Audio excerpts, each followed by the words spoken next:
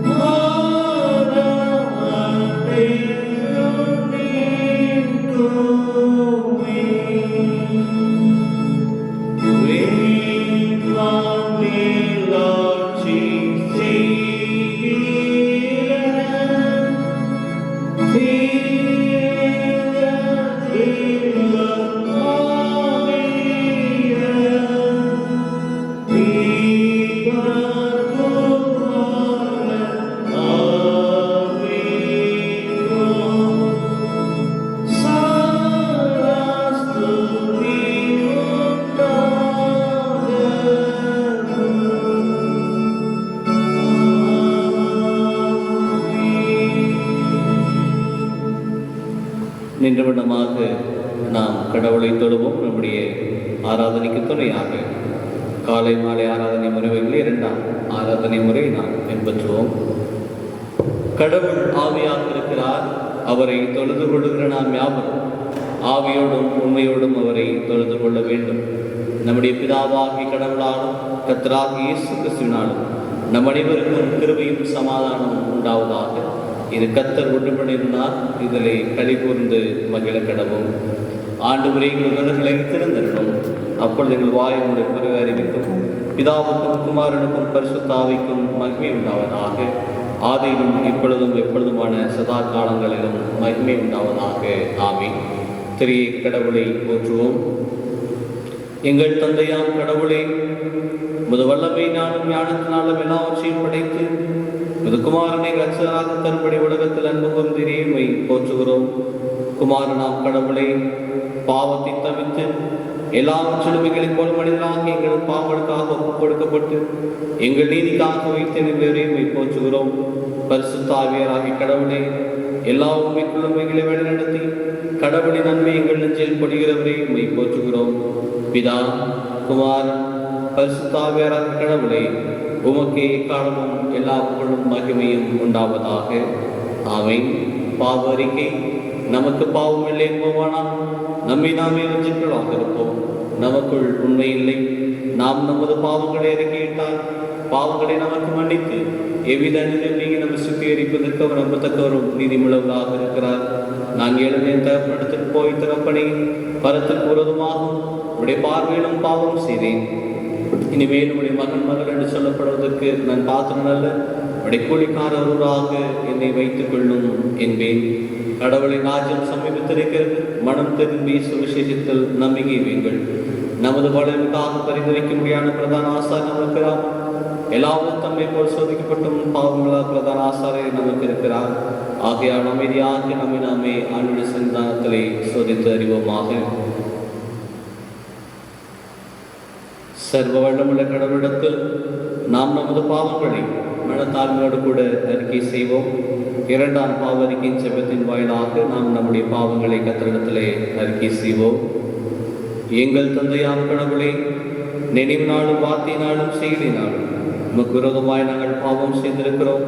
முழு மனதோடு நாங்கள் உண்மை நேசிக்கவில்லை. எங்களிடத்தில் நாங்கள் அன்பு கூறுவது போல எங்கள் அயலாரத்தில் நாங்கள் அன்பு கூறவில்லை. எங்கள் மேல் இரக்கமாயிருக்குமை வேண்டிக் கொள்கிறோம். எங்கள் பாவங்களுக்கு நீக்கி எங்களை சுத்திகரி.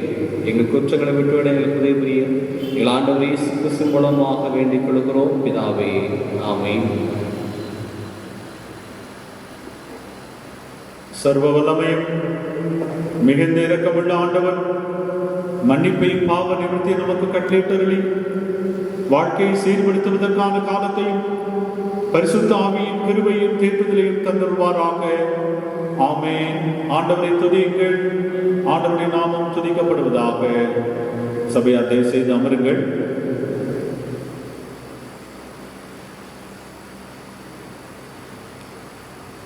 கிறிஸ்துவுக்குள் அன்பானவர்களே, ஆசீர்வாதமான இந்த புதிய மாதத்தினுடைய முதல் ஞாயிறு வழிபாட்டில்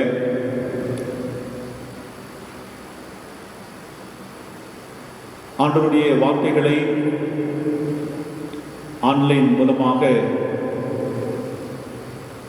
பகிர்ந்து கொள்கிற ஒரு வாய்ப்பை நீர் எங்களுக்கு ஆண்டவர் நமக்கு தந்ததற்காக ஆண்டவருக்கு நான் நன்றி செலுத்துகிறேன். இந்த நாளிலே நாம் சிந்திக்கும்படியாக நமக்கு கொடுக்கப்பட்டிருக்கிற தலைப்பு Believing in Christ, the Resurrection என்பதாகும். உயிர்த்தெழுதல் என்பது கிறிஸ்துவில் விசுவாசம் வைத்தல் என்கிற தலைப்பில் 2 அரசர்கள் 4ஆம் அதிகாரம் வசனங்கள் 27 - 37 வரைக்கும், நிருப பகுதியாக அப்போஸ்தலர் நடவடிக்கைகள் 26ஆம் அதிகாரம் வசனங்கள் 12 - 23 வரைக்கும், நற்செய்தி பகுதியாக யோவான் 11ஆம் அதிகாரம் வசனங்கள் 17 - 28 வரைக்குமாக அடங்கிய திருமறை பகுதிகள் இந்த தியானத்துக்கு ஆதாரமாக நமக்கு கொடுக்கப்பட்டிருக்கிறது. ஆண்டவராய் இயேசு கிறிஸ்துவின் உயிர்த்தெழுதல் அவரில் விசுவாசம் வைக்கும் அனைவரின் விசுவாசத்திற்கும் அடிப்படையாக அமைகிறது என்பதை நாம் அறிந்திருக்கிறோம். 1 கொரிந்தியர் 15ஆம் அதிகாரம் 14வது வசனத்தில் கொரிந்திய திருச்சபைக்கு அப்போஸ்தலனாகிய பவுல் சொல்லும்போது, கிறிஸ்து எழுந்திருக்கவில்லை எனில்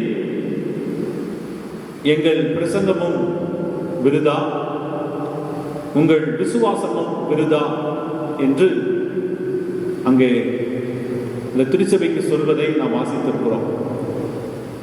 ஆகவே நாம் ஆண்டவரில் வைத்திருக்கிற அந்த விசுவாசத்துக்கு அடிப்படையாக அமைவது இயேசு கிறிஸ்துவின் உயிர்த்தெழுதல் என்பதை நாம் நினைவு கூற வேண்டும்.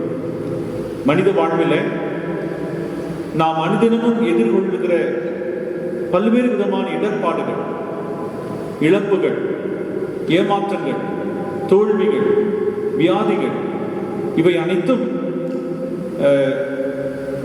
அனைத்தையும் தாண்டி உயிர்த்தெழுந்த ஆண்டவர் நம்மோடு இருக்கிறார் என்பதை நாம் உணர்ந்து கொள்ளவும், நமது வாழ்வின் பிரச்சனைகளுக்கு மத்தியிலும் கிறிஸ்துவை விசுவாசிக்கவும் காரணமாக அமைவது அவருடைய உயிர்த்தெழுதல் என்பதை நாம் மறந்துவிடக்கூடாது. ஆதி திருச்சபையில ஸ்தேவான் என்கிற ஒரு விசுவாசி மரணத்தின் விளிம்பில நின்று கொண்டிருக்கிறார். அவரது விசுவாசம் ஒரு பிரச்சனையை சந்தித்த ஒரு நேரம், அவருடைய விசுவாசத்துக்கு ஒரு சோதனை நேரம் என்று சொல்லலாம். இன்னும் சற்று நேரத்தில் அவரை கல்லெறிந்து கொள்ள இருக்கிறார்கள். தனது வாழ்வின் வழியெல்லாம் அடைபட்டு போன நேரத்தில் இனி அவ்வளவுதான் என்று சுற்றி இருந்தவர்கள் எல்லாரும் எண்ணிக்கொண்டிருந்த அந்த நேரத்தில் வானம் திறக்கப்படுகிறது. உயிர்த்தெழுந்த ஆண்டவர் ஸ்தேவானை எதிர்கொள்ள ஆயத்தமாக நின்றார் என்பதை அப்போஸ்தலர் 7ஆம் அதிகாரம் 55-56 நாம் வாசிக்கிறோம். காரணம், ஸ்தேவான் உயிர்த்தெழுந்த கிறிஸ்துவில் விசுவாசம் வைத்திருந்தார். கிறிஸ்துவில் விசுவாசம் வைக்கும் அனைவரும் உயிர்த்தெழுதல் அனுபவத்தை பெறுகிறார்கள் என்பதை இந்த ஸ்தேவான் மூலமாக நாம் அறிந்து கொள்ளலாம். நமக்கு கொடுக்கப்பட்டிருக்கிற 3 திருமறை பகுதிகளிலிருந்து கிறிஸ்துவில் விசுவாசம் வைத்தலே உயிர்த்தெழுதல் என்பதை நாம் சுருக்கமாக சிந்திக்க ஆண்டவர் கிருபை செய்வாராக. இன்றைக்கு முதலாவதாக கொடுக்கப்பட்டிருக்கிற திருமறை பகுதி 2 அரசர்கள் 4ஆம் அதிகாரம் 27 முதல் 37 வரை அடங்கிய திருவார்த்தைகள்.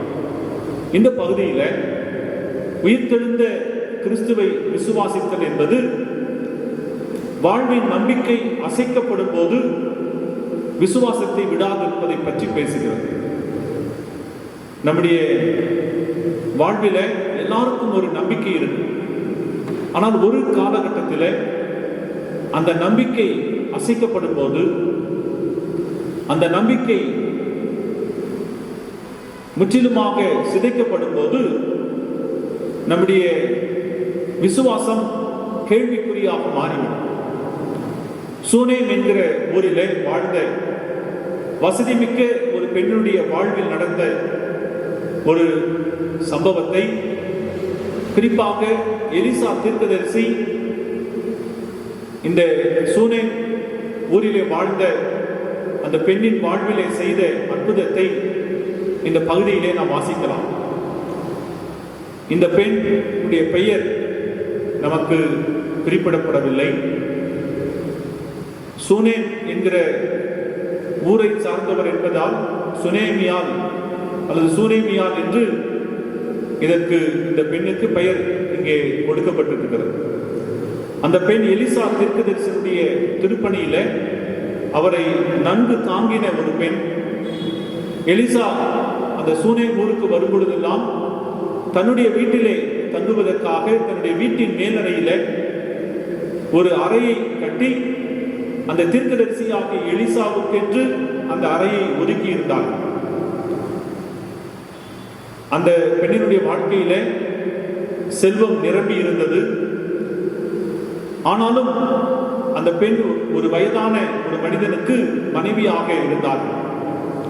அவர்களுக்கு குழந்தை இல்லை. ஆனால் அந்த பெண் அதை ஒரு குறையாக ஒருபோதும் எண்ணி இருந்தது கிடையாது. ஒரு முறை தனக்கு உதவி செய்த இந்த சூனேம் ஊரை சார்ந்த பெண்ணுக்கு திரும்ப ஏதாவது செய்ய வேண்டும் என்று நினைத்து இந்த எலிசா தீர்க்கதரிசி என்ன வேண்டும் என்று கேட்டபோது ஒன்றும் வேண்டாம் என்று அந்த பெண் மறுக்கிறார். எலிசா தீர்க்கதரிசியுடைய வேலைக்காரர் மூலமாக அவர்களுக்கு குழந்தை இல்லை என்கிற செய்தியை கேட்டு அந்த பெண்ணை அழைத்து, உனக்கு ஒரு ஆண் குழந்தை பிறக்கும் என்கிற செய்தியை எலிசா சொன்னபோது அந்த பெண் அதனை ஏற்க மறுக்கிறார். இது நடைபெறாது என்று. ஆனாலும் கர்த்தருடைய தீர்க்கதரிசியின் வார்த்தையின்படியே அந்த பெண்ணுக்கு ஒரு குழந்தை பிறக்கிறது. அந்த பிள்ளையே அந்த பெண்ணினுடைய வாழ்வின் ஒட்டுமொத்த அர்த்தமாக அந்த பெண்ணினுடைய மகிழ்ச்சியின் உருவமாக அந்த குழந்தை வளர்கிறது. ஆனால் அந்த குழந்தை வளர்ந்து வந்த இந்த காலகட்டத்திலே அந்த குழந்தை திடீரென்று மரித்து போனது. ஒரு பெரிய இழப்பை சந்தித்த சூனேமியால் தனது விசுவாசத்தை செயல் வடிவம் பெறச் செய்கிறார். பிள்ளையின் மரணத்தை பற்றி தன்னுடைய கணவனிடத்திலே கூட சொல்லாமல் மரித்து போன தன்னுடைய மகனுடைய சடலத்தை தீர்க்கதரிசி தங்குவதற்காக மேலறையில கட்டியிருந்த அந்த அறையில வைத்துவிட்டு தன்னுடைய வேலைக்காரரோடு ஒரு கழுதையின் மேல் ஏறி தீர்க்கதரிசி ஆகிய எலிசாவை சந்திக்க அவர்கள் போகிறார். அப்படி போன போது தீர்க்கதரிசியினுடைய காலை பிடித்துக் கொண்டு கெஞ்சுகிறார். அந்த இடத்திலே தீர்க்கதரிசி ஆகிய எலிசா வந்து பிள்ளையை உயிரோடு எழுப்பி கொடுக்கிறார். வாழ்வின் நம்பிக்கை அசைக்கப்படும் போது விசுவாசத்தை விடாதிருக்க வேண்டும். ஒரு பிள்ளை வேண்டும் என்று அந்த பெண் ஒருபோதும் கேட்டது கிடையாது.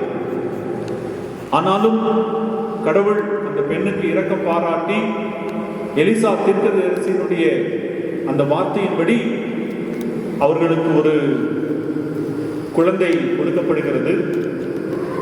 அப்படிப்பட்ட சூழலில் இந்த குழந்தை மரித்தாலும் மீண்டுமாக ஈர்த்தெழுகிறார். அந்த பெண் தன்னுடைய விசுவாசத்தை, யார் இந்த குழந்தை கொடுத்தார்களோ இந்த தீர்க்கதரிசியுடைய வார்த்தையின்படி அந்த குழந்தை தனக்கு கிடைத்தது கடவுளால் என்று நம்பி இந்த தீர்க்கதரிசியின் இடத்திலே போய் அந்த மரண செய்தியை அறிவிக்கிறார். கிறிஸ்துவுக்குள் அன்பானவர்களே, நம்முடைய குடும்பங்களிலே கூட இழப்புகள் ஏற்படும் போது அல்லது துயரங்கள் ஏற்படும் போது, தோல்விகள் ஏற்படும் போது நாம் துவண்டு விடாமல் நம்மை அந்த தோல்வியிலிருந்து மீட்டெடுக்கிற, நம்மை மீண்டுமாக உயிர்ப்பிக்கிற வல்லமையுடைய உயிர்த்தெழுந்த ஆண்டவருடைய பாதத்தை இறுக பற்றிக் கொள்ள வேண்டும். அதே 2 அரசர்கள் 8ஆம் அதிகாரம் 1-6 வரை அடங்கிய நீங்கள் பகுதியை வாசிக்க கேட்டால், சில நாட்கள் சென்றபோது சூனேமியால் தங்கியிருந்த அந்த இஸ்ரவேல் தேசத்திலே ஒரு மிகப்பெரிய பஞ்சம் உண்டாகிறது. பஞ்சத்திலே உயிர் பிழைக்கும்படி தனது மிகுதியான செல்வத்தை எல்லாம் விட்டுவிட்டு பெலிஸ்தீன் தேசத்திற்கு போய் 7 ஆண்டுகள் அங்கே தங்கி இருக்கிறார்கள். பஞ்சகாலம் முடிந்து மீண்டுமாக தன்னுடைய சொந்த நாட்டிற்கு அந்த பெண் திரும்பி வந்தபோது அந்த சூனேமியாளினுடைய வீடு, வாசல், வயல் எல்லாம் மற்றவர்களால் ஆக்கிரமிக்கப்பட்டிருந்தது. அதை ராஜாவுக்கு தெரிவித்து அதை மீட்க ராஜாவை சந்திக்க அரண்மனைக்கு போகிறார்கள். அப்பொழுது எலிசாவின் வேலைக்காரனாக இருந்த கேயாசி என்பவர் ராஜாவினிடத்தில் எலிசா செய்த அதிசயங்களை, அற்புதங்களை எல்லாம் விவரித்து சொல்லிக் கொண்டிருந்தார். குறிப்பாக மரித்து போன ஒரு குழந்தையை உயிரோடு எலிசா தீர்க்கதரிசி எழுப்பினார் என்று அந்த கேயாசி அரசனிடத்திலே சொல்லிக் கொண்டிருந்த போது, அந்த சமயத்திலே இந்த சூனேமியால் அங்கே வருகிறார். அப்பொழுது அந்த தீர்க்கதரிசியின் பணியாளர் ராஜாவிடத்திலே அந்த குழந்தையினுடைய தாயார் இவர்கள்தான் என்று ராஜாவுக்கு அவர்களை அறிமுகம் செய்து வைக்கிறார். ராஜா அந்த பெண்ணுடைய குறையை கேட்டு அவள் இழந்த அனைத்தையும் அவருக்கு திரும்ப கட்டளை கொடுக்கிறார். உயிர்த்தெழுந்த கிறிஸ்துவை விசுவாசித்தல் என்பது நம்முடைய வாழ்வில் நம்பிக்கை அசைக்கப்படும் போது நாம் அந்த உயிர்த்தெழுந்த ஆண்டவர் மீது வைத்திருக்கிற விசுவாசத்திலிருந்து வழிவி போய்விடாமல், அந்த விசுவாசத்தை விட்டுவிடாமல் இருப்பதால். இரண்டாவதாக, இன்றைக்கு நிருப பகுதியாக கொடுக்கப்பட்டிருக்கிற திருமறை பகுதி அப்போஸ்தலர் நடவடிக்கைகள் 26ஆம் அதிகாரம் வசனங்கள் 12 - 23 வரை. இந்த பகுதியில உயிர்த்தெழுந்த கிறிஸ்துவை விசுவாசித்தல் என்பது எது உண்மையான விசுவாசம் என்பதை அறிந்து அதை விசுவாசிப்பதால். நியாயப்பிரமாணத்தின்படி சிலுவை ஒரு அவமான சின்னமாக கருதப்பட்டது என்பதை நாம் அறிந்திருக்கிறோம். சிலுவையிலே மரித்தவர்கள் சபிக்கப்பட்டவர்கள் என்று யூதர்கள் நினைத்தார்கள். உபாகமம் 21 அதிகாரம் 23 வசனத்தை நீங்கள் வாசிக்கலாம். அப்படிப்பட்ட மரணத்தை சந்தித்த இயேசுவை கிறிஸ்து என ஆதி திருச்சபையினர் அறிக்கை செய்தது பவுலின் விசுவாசத்தை மிகவும் பாதித்தது. காரணம் என்னவென்று சொன்னால், பவுலின் விசுவாசம் என்பது நியாயப்பிரமாணத்தை அடிப்படையாக கொண்டிருந்தது. பவுலின் விசுவாசம் துவக்கத்திலே உயிர்த்தெழுந்த கிறிஸ்துவின் மீது இல்லாமல் நியாயப்பிரமாண சட்டத்தின் மீது விசுவாசம் வைத்தவராக வாழ்ந்தார். ஆகவே கிறிஸ்துவை விசுவாசித்தவர்கள் மீது கோபம் கொண்டு உயிர்த்தெழுந்த கிறிஸ்துவை விசுவாசித்தவர்களை கொலை செய்ய மூர்க்க வெறியோடு தமஸ்குவுக்கு போகிறார். போகிற வழியிலே தான் உயிர்த்தெழுந்த கிறிஸ்து அவரை சந்திக்கிறார். இந்த அனுபவம் பவுலுடைய விசுவாசத்திலே ஒரு பெரிய மாற்றத்தை ஏற்படுத்துகிறது. எது உண்மையான விசுவாசம் என்பதை அப்போஸ்தலனாகிய பவுல் அறிந்து கொள்ள செய்தது. பவுலுடைய விசுவாசத்தில் ஒரு புதிய பரிமாணம் அங்கே மலர்கிறது. சிலுவையும் அதில் மரித்த இயேசுவும் சபிக்கப்பட்டவர்கள் என்று நம்பின பவுல், சிலுவை கெட்டுப் போகிறவர்களுக்கு பைத்தியம், ரட்சிக்கப்படுகிற நமக்கோ தேவ பலனாய் இருக்கிறது என்று விசுவாசிக்க ஆரம்பித்தார். அதே பவுல் சொல்லுகிறார், நியாயப்பிரமாணத்தை விசுவாசித்த போது சிலுவையை சாபத்தின் சின்னமாக கருதின பவுல், கிறிஸ்துவின் சிலுவையோடு நான் அறையப்பட்டிருக்கிறேன், இனி நான் அல்ல அவரே என்னில் பிழைத்திருக்கிறார் என்று சொல்லி அங்கே ஒரு விசுவாச அறிக்கை செய்கிறார். 1 கொரிந்தியர் 1 அதிகாரம் 18 25 வரை நீங்கள் அதை வாசிக்கலாம்.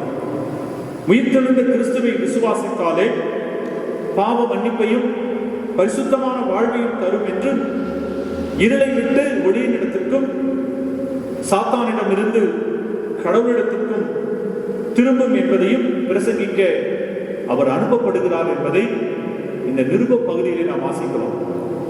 அவருடைய விசுவாசத்திலே நியாயப்பிரமாண சட்டத்தின் மீது விசுவாசம் வைத்து அந்த நியாயப்பிரமாண சட்டம் தான் தன்னை மீட்கும் என்று நம்பிக்கொண்டிருந்த பவுலுடைய வாழ்வில உயிர்த்தெழுந்த கிறிஸ்துவின் மீது விசுவாசம் வைப்பதே மீட்புக்கான விசுவாசம் என்பதை அவர் அறிந்து கொண்டார்.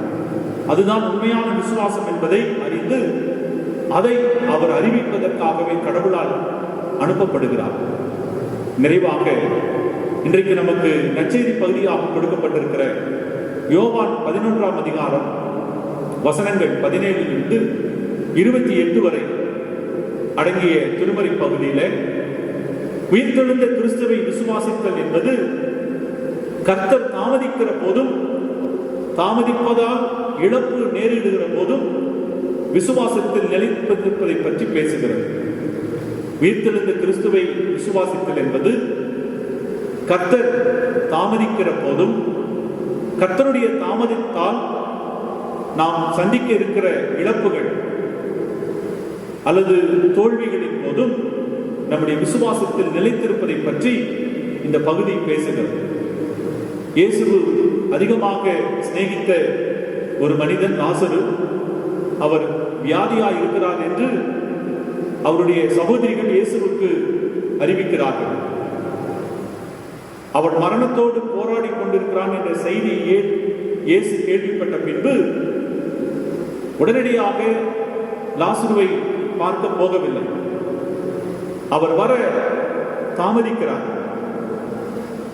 லாசருவை கல்லறையிலே வைத்து 4 நாள் ஆயிற்று என்று அவர் வந்தபோது அவருக்கு சொன்னார்கள். இயேசு மார்த்தாளோடு பேசுகிறார். உன் சகோதரன் உயிர்த்தெழுவான். அதற்கு மார்த்தாள், உயிர்த்தெழுதல் நடைபெறும் கடைசி நாளில் லாசர் உயிர்த்தெழுவான் என்பது எனக்கு தெரியும் என்று சொல்லுகிறார். அதற்கு இயேசு, நானே உயிர்த்தெழுதலும் வாழ்வுமாய் இருக்கிறேன் என்பதை விசுவாசிக்கிறாயா என்று மார்த்தாளிடத்திலே கேட்கிறார். அதற்கு அவர் ஆம் என்கிறார். ஆண்டவராய் இயேசு கிறிஸ்து 4 நாள் மரித்து போயிருந்த லாசருவின் சரீரத்தை உயிரோடு எழுப்புகிறார். தாமதங்களில், இழப்புகளில் விசுவாசத்தை காத்துக்கொள்ளுதல். லாசருவினுடைய சகோதரிகள் மார்த்தாள், மரியாள் இருவரும் ஆண்டவர் நினைத்தால் மரித்து போயிருந்த தன்னுடைய சகோதரரை உயிரோடு எழுப்ப முடியும் என்று அவர்கள் நம்பினார். அவர்கள் மட்டுமல்ல, அவர்களோடு இணைந்து லாசருவின் மரணத்திற்காக துக்கப்பட்டுக் கொண்டிருந்த சில யூதர்களும், இவர் அநேக அற்புதங்களை செய்திருக்கிறாரே, அதே போல இந்த லாசருவையும் உயிரோடு எழுப்பினால் நன்றாக இருக்குமே என்று அவர்கள் யோசித்துக் கொண்டிருந்தார்கள். அந்த சூழ்நிலையில தங்கள் விசுவாசத்தை அவர்கள் விட்டுவிடவில்லை. சில நேரங்களிலே நம்முடைய வாழ்க்கையில உடனடியாக இந்த காரியங்கள் நடைபெற வேண்டும் என்று நாம் விரும்புகிறோம். அதற்காக கடவுளிடத்திலே மன்றாடுகிறோம். ஆனால் கடவுள் சில நேரங்களில இடைப்படுவதற்கு தாமதிக்கிறார். ஆனால் அந்த தாமதமும் நம்முடைய வாழ்க்கையில ஒரு உயிர்ப்பை கொண்டு வருகிற ஒன்றாக மாறும் என்பதை லாசருவின் உயிர்த்தெழுதல் நமக்கு கற்றுக் கொடுக்கிறது. அந்த தாமதமாகிற அந்த தருணங்களில நாம் நம்முடைய விசுவாசத்திலிருந்து பின்வாங்கி விடக்கூடாது. மார்க்கு 5ஆம் அதிகாரம் வசனங்கள் 22 43 வரை அடங்கிய அந்த பகுதியில யவீருவின் மகனை சுகப்படுத்த இயேசு போகிறார். போகிற வழியில ஒரு பெரும்பாடுள்ள பெண் அங்கே அவரை சந்திக்கிறார். மீண்டுமாக யவீருவின் வீட்டுக்கு போவதற்கு தாமதம் ஆகிறது. இயேசு அதை அனுமதிக்கிறார். இதனால் யவீருவின் மகள் மரித்து போனார். இயேசு யவீருவிடம் சொன்னார், விசுவாசம் உள்ளவனாயிரு, பயப்படாதே என்று. உயிர்த்தெழுதல் நமக்கு கற்றுக் கொடுக்கிற செய்தி, தாமதங்கள் மகிமைக்கு ஏதுவானவை. கர்த்தர் தாமதிக்கிற நேரத்திலும் விசுவாசத்தோடு காத்திருக்க நாம் அழைக்கப்படுகிறோம். இந்த யோவான் 11ஆம் அதிகாரத்தில் ஏறக்குறைய 8 முறை விசுவாசத்தை பற்றி பேசுகிறது. அதைத் தொடர்ந்து கடவுளுடைய மகிமையை பற்றி அந்த அதிகாரம் பேசுகிறது.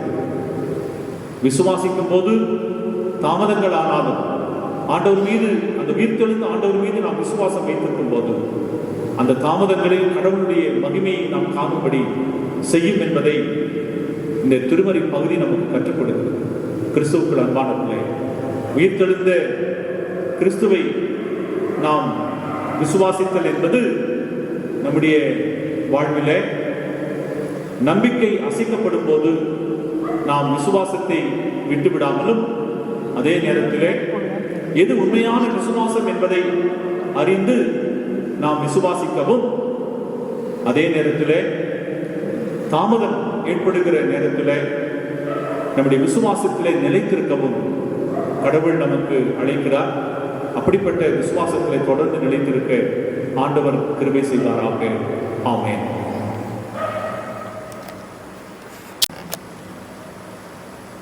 ஆண்டவருடைய இறைச்சியத்தை கேட்டு நாம் எழுதின நம்முடைய விசுவாசத்தை அப்போஸ்தலர் விசுவாச பிரமாணத்தின் மூலியமாக நாம் சேர்ந்து அறிக்கை செய்வோம். நாம் யாரும் எழுதினோம்.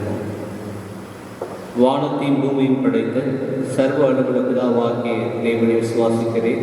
அவருடைய ஒரே குமாரனாக்கி நம்முடைய நாதர் இயேசு கிறிஸ்துவை விசுவாசிக்கிறேன். அவர் பரிசுத்த ஆவியினாலே கன்னி மரியாதை பிறந்தார். பொந்து பிரார்த்தன் காலத்தில் பாடுபட்டு சிலுவையில் அறையுண்டு மரித்து அடக்கம் பண்ணப்பட்டு பாதாளத்தில் இறங்கினார். 3ஆம் நாள் மருத்துவத்தில் எழுந்தள்ளினார். பரமடத்துக்கேறி சர்வ வளமுள்ள பிதாவாகிய தேவன் வாசி வீட்டிருக்கிறார். அவ்விடத்திலிருந்து உயிர்லோரையும் மருத்துவம் நேர்ந்திருக்க வருவார். பரிசுத்தாவை விசுவாசிக்கிறேன். பொதுவாக சபையும் பரிசுத்த ஐக்கியமும் பாவ மன்னிப்பும் சரீரம் வைத்ததும் நித்திய ஜீவனம் என்று விசுவாசிக்கிறேன். நாமே அறிக்கை செய்த விசுவாசம் நிலைத்திருக்க கர்த்தத்தாமே நம் அனைவருக்கும் கிருபை செய்வாராக. ஆமென். அவரவும் திருச்சபைக்கு அறிவிக்க வேண்டிய அறிவிப்புகள் அறிவிக்கப்படும். அன்பானவர்களே, தொடர்ந்து நம்முடைய வழிபாடுகள் ஆன்லைன் மூலமாக ஒளிபரப்பப்படும். அரசாங்கம் அனுமதி வழங்குகிற வரைக்கும் இந்த நிலையை தொடரும் என்பதை சபையாருக்கு அறிவித்துக் கொள்கிறோம். நம்முடைய திருச்சபையை சார்ந்த ஒரு சிலரும் இந்த கொரோனா வைரஸில் பாதிக்கப்பட்டிருக்கிறார்கள். ஆகவே அவர்களுக்காகவும் உங்களுடைய தனி ஜெபங்களில் நீங்கள் ஜெபிக்க உங்களுடைய அன்போடு கேட்டுக்கொள்கிறேன். திருமண அறிவிப்பு. நமது திருச்சபையை சார்ந்த திரு சுந்தர் சிங், திருமதி தெரஸ் மேரி ஆகியோரது மகன் செல்வன் பிரபு என்பவர்களுக்கும், CSA கிறிஸ்துநாதர் ஆலயம் TVS நகரை சார்ந்த திரு ஈசாக்கு, திருமதி லில்லி ஜெயமதி என்பவரது மகள் செல்வி எல்கா என்பவருக்கும் திருமணம் நடைபெற உள்ளது என்பதை அறிவிக்கிறேன். இத்திருமணம் நடைபெறக்கூடாதபடி நியாயமான தடையாவது காரணமாக இருந்தால் அதை எழுத்து மூலம் சபை போதகருக்கு தெரிவிக்கவும். இது இவர்களுக்கு 2ஆம் அறிவிப்பு. நமது சபையை சார்ந்த திரு செல்வராஜ், திருமதி ஜோதி ஆகியோரது மகன் செல்வன் ராஜா என்பவருக்கும், தென்னிந்திய திருச்சபை கன்னியாகுமரி பேராயம் நேசர்புரம் போதன சேகரம் கீழவிளை CSI திருச்சபையை சார்ந்த திரு ஜெய ஆண்டனி குமார், திருமதி ஜேனட் ஆகியோரது மகள் செல்வி ஜாஸ்மின் ஜெரோ என்பவருக்கும் திருமணம் நடைபெற உள்ளது என்பதை அறிவிக்கிறேன். இத்திருமணம் நடைபெறக்கூடாதபடி நியாயமான தடையாவது காரணமாக இருக்குமானால் அதை எழுத்து மூலம் சபை போதகருக்கு தெரிவிக்கவும். இது இவர்களுக்கு 1ஆம் அறிவிப்பு. முதல் அறிவிப்பு வாசிக்க கேட்ட பிள்ளைகளுக்காக நாம் ஜெபம் செய்வோம்.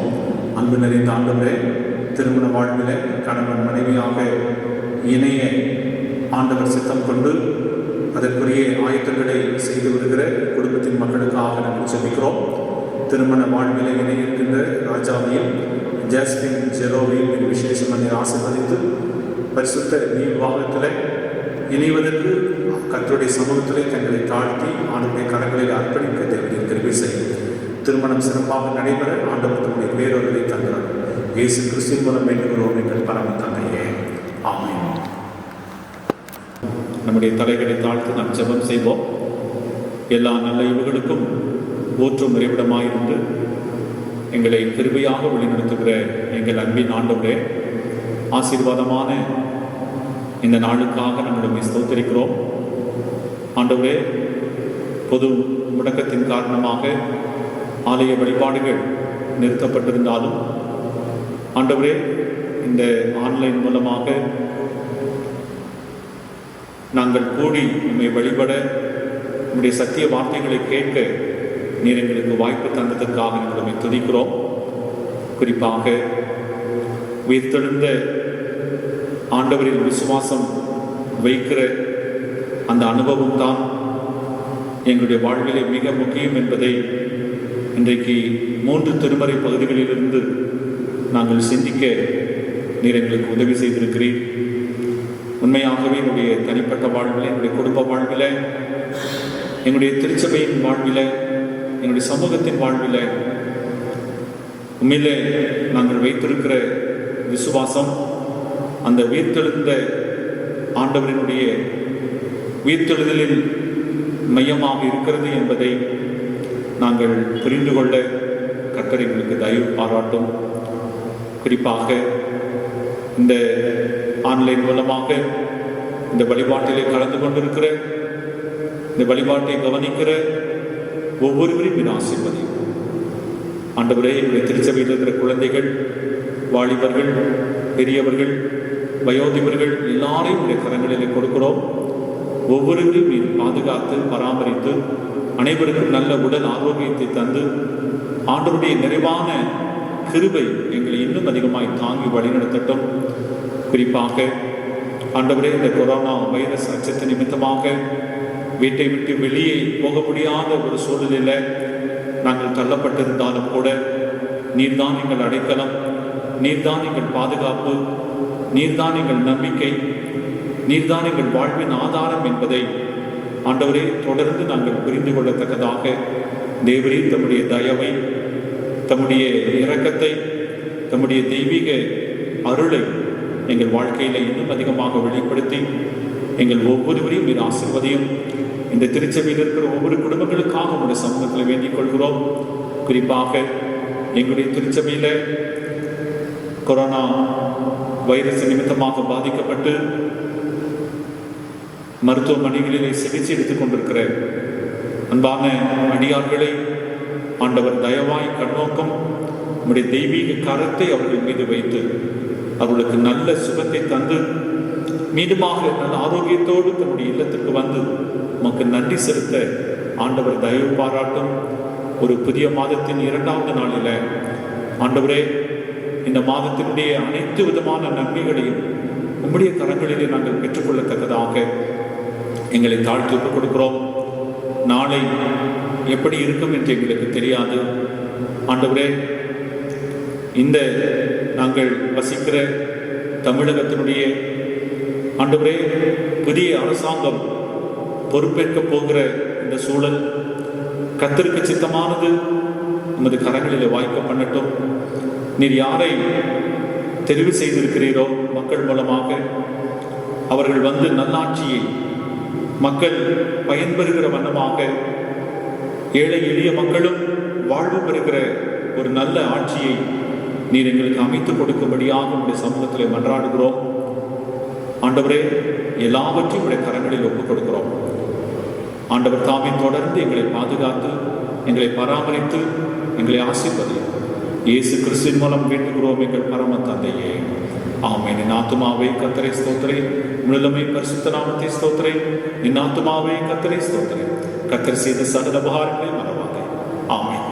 நம்முடைய ஆண்டவராகிய இயேசு கிறிஸ்துவின் கிருபையும் பிதாவாகிய கடவுளுடைய அன்பும் தூய ஆவியானவருடைய கூட்டுறவும் வழிநடத்தலும் ஆசீர்வாதம் நம் அனைவரோடும் குறிப்பாக ஆன்லைன்ல இதை கவனித்துக் கொண்டிருக்கிற ஒவ்வொருவரும், கொரோனா வைரஸில் பாதிக்கப்பட்டு மருத்துவமனைகளில் சிகிச்சை எடுத்துக்கொண்டிருக்கிற அனைத்து மக்களும் இன்று மீண்டும் சதா காலங்கள் என்றென்றும் நிறைவாய் நிலைத்திருப்பதாக.